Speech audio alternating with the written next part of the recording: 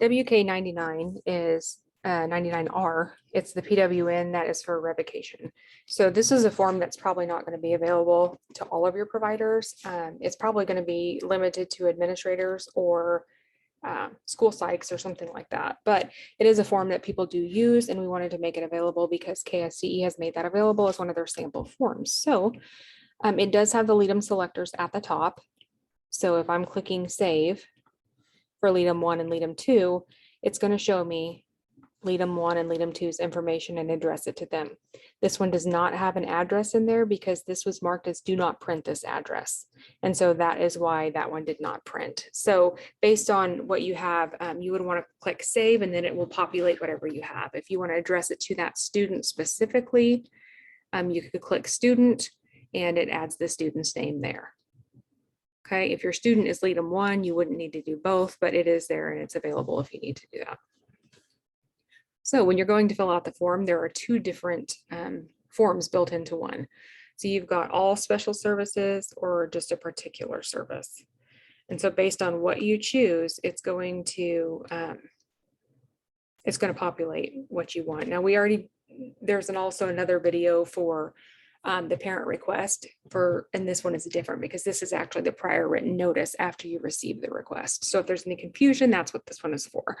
So if I had received a request for termination of all special ed services, I would click save. And because I'm terminating all special education services, then you would put the date here that you received it, what date you got the revocation in writing, and then it has the information that says, everything is going to cease. Okay, on blank, we try to make it easy for your providers. On blank, all education related services, supplementary aids and services, etc., it's going to cease. Okay, explanation of why it's been revoked in writing. So these are some helpful things for you to be able to have your providers to know what to put in the box. You do not have to use that. If you don't want to use this, all you have to do is hit delete, and guess what? It's not going to show up anymore. Okay, likewise, if you delete something and you didn't know this, and I'm on a Mac and I hit Command Z, I think it's Control Z for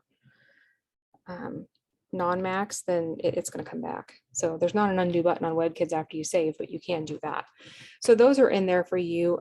No other options were considered. This wasn't an IEP team decision, etc.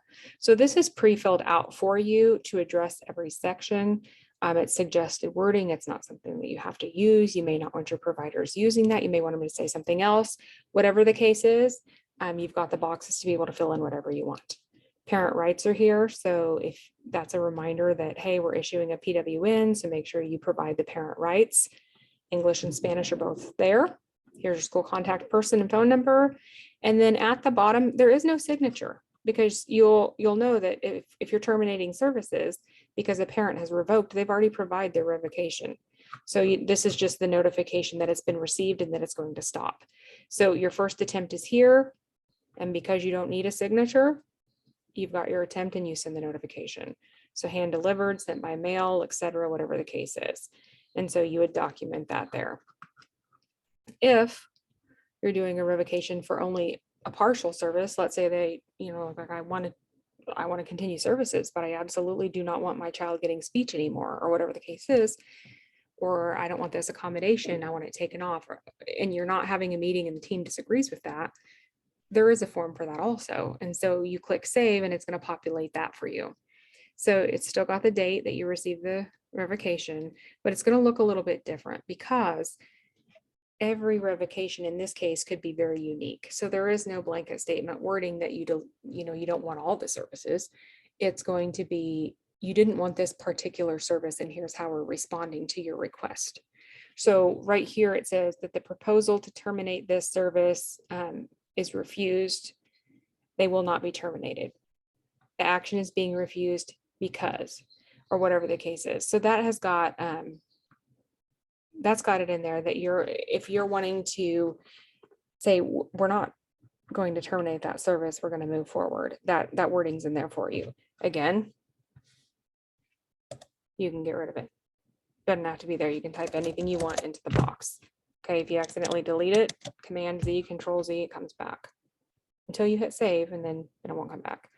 So explanation of why we didn't pre-fill this out because we don't know what your explanation is.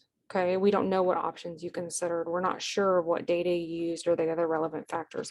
So these boxes are open just like a regular PWN with the RTE boxes. So you can type in there or paste in there any data to support that information or request. Parent rights, still down there.